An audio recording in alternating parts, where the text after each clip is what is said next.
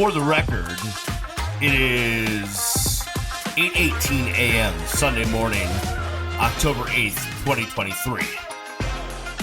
I need to put that in perspective. I went to bed at 3-something a.m.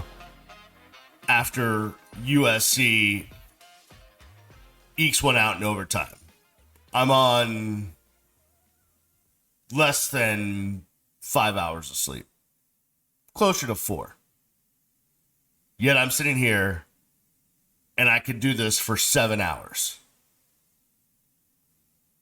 Welcome to the Real Ones Canes podcast. I'm the Beast, Brian London. My partner in crime, Brandon O'Doy. It is a Sunday. It is the Lord's Day. He is a ordained minister and with his congregation this morning, which is probably the best thing he could possibly be doing right now because, one, he's surrounded by his people, and two, the University of Miami and the Miami Hurricanes could use all the prayers in the world because what happened last night at Hard Rock Stadium just defied every law of football I could possibly reel off. Slept horribly, in a horrible mood. What happened last night was probably the most inexcusable thing that I've ever seen happen during a college football game in my 40 years of watching the sport and in my 25 years of covering it. I don't get it. Let's get into this as Miami loses to Georgia Tech 23-20. So, listen, a lot of things happened in that game last night that were not good, right? Tyler Van Dyke looked like he was possessed by someone else and threw 3 interceptions. Really bad. Miami found themselves just unable to put up the kind of offense that we thought they would against a just not so great Georgia Tech team. Now, the defense played the lights out, and they found themselves somehow with a lead and looking like they were going to win the game. And then a million things happened. One of them was one of the worst officiating calls I've ever seen, where literally, as you look at the replay, there's an official staring at Don Chaney, whose elbow and shoulder are clearly down before the ball is ripped out. Yet it was ruled a fumble even after review. Will I insinuate that because the official, the referee, the head official last night is from Atlanta, Georgia, that certain calls were made? A stupid call against Maui Noah, just other ridiculous calls? Will I insinuate that? Why the hell not? But does it matter? No. Does it even matter that Don Chaney fumbled the football? No. Feel horrible for him. The only thing that matters, the one thing that lost the University of Miami that football game, despite everything else that happened in that game, was Mario Cristobal not telling the team to just kneel on the ball. It was 3rd and 10. They snapped the ball with 33 seconds left. 33 seconds left. They snapped the ball with 33 seconds left. Had they taken a knee, listen, let me do some math. 40 seconds on the play clock, and there was less than 40 seconds left in the game. By doing some easy math, the clock would have run out. Yep, that's what would have happened. The game would have been over. But for some inexcusable, dumb as bleep reason, this coaching staff couldn't put that together. Well, let me backtrack for a second. That's one possibility. that literally the University of Miami has the dumbest coaching staff and 48 analysts and 72 PAs and or GAs and a bunch of dudes running around in khakis, that all of those people that are involved in the football program are the dumbest on the face of the earth. Or, and this can never be admitted, right? Mario was asked about it last night when he had no answers for why they didn't just kneel on the football. He talked about recalibrating and taking a timeout. I don't even know what any of that meant. I was in the first row watching the words come out of his mouth, not understanding what the hell he was talking about, because I don't know what recalibrating means in the course of a football game when all you had to do was take a knee. Recalibration, my ass. Okay? But, that being said, either literally the dumbest coaching decision in the history of college football, and I'm saying that 100% serious, or Don Chaney had 99 yards. Don Chaney has worked his way back from multiple injuries. He's been out for 2 years. Kid has come back. It's a great story. And maybe they were trying to get him over the century mark. So Mario says, listen, I know we should kneel, but Shannon Dawson, can you just call a run play? And Mario said after the post-game press conference, at the press conference, he said, I told him to hold on to it with two hands. I wanted, again, if I could have put my head through the podium he was speaking from, I would have. It's a nice story. Get Don Chaney over 100 yards. Because what happened is he ran for 4 yards on the play, right? So he got to 103, but then he fumbled. So the 4 yards counted, but Miami lost the game because of that decision not to kneel. And I would say this. Sure, you want to get you want to get him the 100 yards. I get it. Edgerrin James, in a game against UCLA, had 298 rushing yards. I really wanted him to get to 300. But you know what was more important? Miami beating Cade McNown and UCLA on that day. That was more important than Edge getting 300 rushing yards. As was Miami going to 5-0 and beating Georgia Tech, more important than Don Chaney having a 100-yard game. It just makes no sense. Now listen, if you're up by 20 and a calamity happens and the other team scores and it doesn't have any impact on the victory, sure, let him run the ball and get 103 yards. But not last night. We're one of the dumbest decisions ever in the history of sports. Cost you a football game. You literally had one. It was one of those moments where on the ESPN winning trend, Miami was at 99.9%. And that 0.1% just happened. It fell into your lap. Why? Because you did one of the dumbest things I've ever seen. It's inexcusable.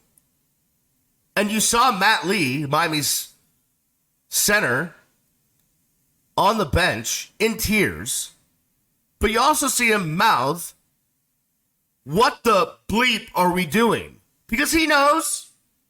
Dude's a veteran, he knows.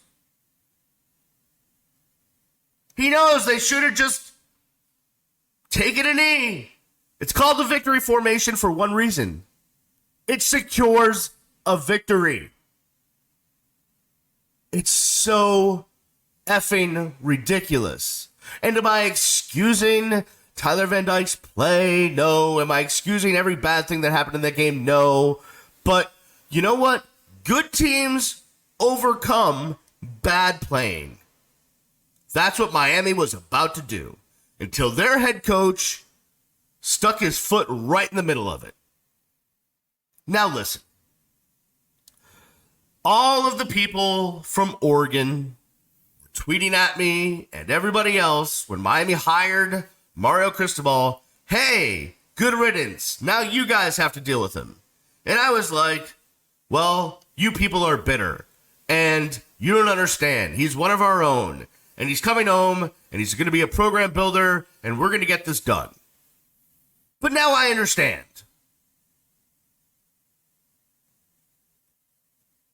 I mean,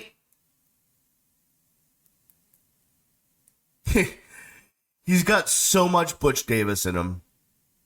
Which, listen, similar coach, right? Like, could get all the players in the world, but couldn't game day a lick out of him. Butch Davis was a horrible game day coach. I remember sitting watching those Miami teams. Oh, yeah, coming out of a TV timeout, we're going to have 12 men on the field. Or have to take a timeout out of a timeout because we don't have the play right. Like, Butch Davis couldn't control anything on a game day. And there's a lot of that in Mario. Now, for the rest of the game, right, that's why you have great coordinators and a great coaching staff, what have you. But when it comes to end-of-the-game situations, clock management, do I call a timeout, all of those major things, that is solely the head coach's responsibility. If your offensive coordinator calls in a play that you disagree with or you know shouldn't be called, your job as head coach is to step in and to call a timeout and to right that wrong. That is your one job on game day. And he couldn't get it done. And he couldn't do it. And it's aggravating. And what's more aggravating is this. You know, Mario considers himself a little bit of a Nick Saban / Bill Belichick. You know, like, clamp down on the media. Guys, no one-on-one interviews. Assistant coaches can't have one-on-one interviews. All of the stuff that goes into the machine of college football, that doesn't happen with Mario. Mario runs things like a dictator. It's our culture. Everything is kept inside. We don't talk about injuries. We don't talk about this. I can't tell you what I told the team after the game in the locker room because we keep it inside. And I'm going to run this thing like these guys are Navy SEALs and everything is top secret. And this is like a CIA operation and we can't discuss anything and no one can talk to anybody and no one gives any good answers because that's the way it has to be. And that's wonderful. And did that help anything last night when you made one of the dumbest coaching decisions ever? I've never understood the whole, well, we can't do interviews. We can't do any of this stuff because that could impact winning or losing. Does it? I mean, if you want to have those rules, fine. Be Nick Saban and go win a billion college championships, or be Bill Belichick, go win a billion Super Bowls. If you want to be Mr. Top Secret CIA dictator. But clearly you're not. Clearly you're not. And I know the fans, you guys don't care about media access or any of that stuff and whatever, but for the record, back in a day long time ago, before some of you were maybe even born, who knows? The University of Miami ran their program like it was a pro franchise. It was a NFL operation, right? Locker rooms were open, practice was open, everything was open. Guys had to answer all of the questions. Guys had to come in and talk to the media, do one-on-one interviews, all of that stuff. Because the coaches before, the staffs before, the athletic directors before all said this. We're preparing them not only for the next level, but for life. Where in your job, the spotlight is on you. You have to answer for what you do. In the NFL, you have to do interviews or else you're fined. There are rules about this stuff. And it was great. And we could tell great stories. We could go out to practice and I could watch the first 20 minutes, which was mostly stretching, which didn't give me much, but at least, you got a little feel for how things were kind of going. And then they took you out while they did all the top secret stuff. And then they brought you back for like the last 10, 15 minutes. And you could actually watch like 11 on 11 for a few minutes and get a feel for how guys are doing in practice. And tell those stories. Hey, this defensive back is really coming on. To Corey Couch. He's really coming on. It looks like he's a different guy than he was, last year. You could tell some of those stories. And you weren't seeing anything top secret by that point in practice. They were just, going through motions. But you had something. Did it impact the way they played? No, not that I remember. Matter of fact, they won 5 national championships doing it that way. You used to be able to go into the locker room after the game and go up to a kid at a locker and say, hey, what happened on 3rd and 2 and all of that stuff. Did it impact the way they played? Did it have any? No, they won a lot of games, had a 58-game home winning streak at home. Didn't impact anything. It's amazing how that happened. I don't know how that happened.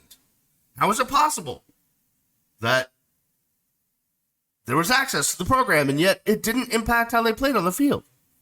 And then things got tighter. Randy Shannon started shutting things down, and then Al Golden started shutting more things down, and Mark and Randy and Manny, and here we are with, Mario Cristobal, the football dictator. And I find it so stupid. So ridiculous. It's such, I know when you're inside the program and you're hyper-focused on winning and losing, these little things look like they matter, but they don't. And can I bring up another thing? It was one thing over the last 20 years when you could say, well, they're just college kids and they're student athletes and, it's not the same as the NFL and it's not the same as, real life. It's college. Well, guess what? They're all being paid now. They're professionals. I know we don't want to admit that, but when we get guys making 6 figures plus to play college football, I think they can handle a few questions from a reporter. Oh no, we got to just do it on Zoom, and you get 3 minutes, and then that's what you got to do because that's how I run my program. Because these aren't football players; they're like CIA case officers working on a mission in somewhere in South America. All right, maybe I've been watching too much Jack Ryan, but you understand what I'm saying. It's ridiculous. Maybe I'm becoming a little bit unhinged, but I've never seen anything like that. And here's my question to you. I don't have an answer to this. Feel free to chime in on the comments or tweet at me at Miami Radio Beast. Or X at me or whatever it's called now. But how are you supposed to go up to Chapel Hill next week and play a pretty good North Carolina team that schlacked Syracuse 40-7. They're undefeated. They have a true Heisman candidate. A true possible top draft pick on their roster at quarterback. At Drake May. Now, he's not having the season he's had in the past. I mean, he's got 8 touchdowns and 4 interceptions, but he's still really damn good. And they got a good defense and a bunch of great players. And stupid Mac Brown, who's been around the block 700 times. How are you going to go win that game on the road? If you're Mario Cristobal and you walk into that locker room this morning, what are players thinking when you walk into that locker room? They know. They all know. You don't think the entire team by this point understands they could have just taken a knee and won the game? They all know. And you walk into that locker room and you're going to be Mr. Dictator. You think they're looking at you like, oh, coach, whatever you say, buddy. Whatever you say, we trust you, coach. Well, we're going to run through a wall for you, coach. Except you just single-handedly cost us a game. So think about the coaching job that Mario has this week. Because not only does he have to get his team prepared to play North Carolina, he's got to get them over that loss last night and also get them to trust him again. Would you?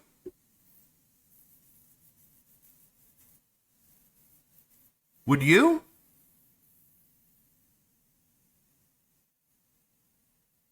I mean, I don't know. I mean, I guess, you play the game for yourself, for your teammates, for your position coach, for your coordinator. It's not just about the head coach, right? I mean, those kids spend way more time with their position coaches and coordinators than they do with Mario. But still, the guy that's in charge just made one of the worst on-the-job decisions that has ever been made in any line of anything. That's where we are. But what else? They got 6 days to get it ready and go play North Carolina on the road. And at this point, it's almost a must-win game. Because if Miami does not beat North Carolina, now you're talking about things unraveling. Because, as we've seen with this program in the past, one loss can turn into 2 losses, can turn into 3 losses, can turn into 7 losses. That's how it happens. That's how it happens. It happens that freaking fast. You got North Carolina, then you got Clemson coming into town, and Virginia, and NC State, at FSU, a Louisville team that beat Notre Dame, and at Boston College. You don't win against North Carolina, well, that's 2 losses. Are you going to beat Clemson? Well, it's at home, but, you lost to Georgia Tech, so who knows? You should beat UVA. At NC State, not an easy game. At FSU, you going to win that one? What are we up to? 3, maybe 4 losses? Against Louisville, a team that beat Notre Dame? Are we at 5 losses? Hopefully you win at BC. But that's where you're at. If you don't win on Saturday against North Carolina. That's where you're at. I could go for another 7 hours. But I'll let you guys try to enjoy your Sunday. May you find something on this Sunday that brings you any kind of a smile to your face, any kind of joy. Maybe just for a minute or two, you'll be able to forget what we witnessed last night. Because holy crap, it was the single worst coaching decision I've ever seen at any level of competition. Jeez. All right, keep it locked here. Subscribe to the podcast anywhere you get your podcasts. Amazon and Apple and Spotify, Google. Stick with us. Follow us on all the socials. And we will see you or talk to you on Friday as we get ready for Miami, North Carolina. Try to enjoy the rest of your Sunday because holy crap, it's Saturday night.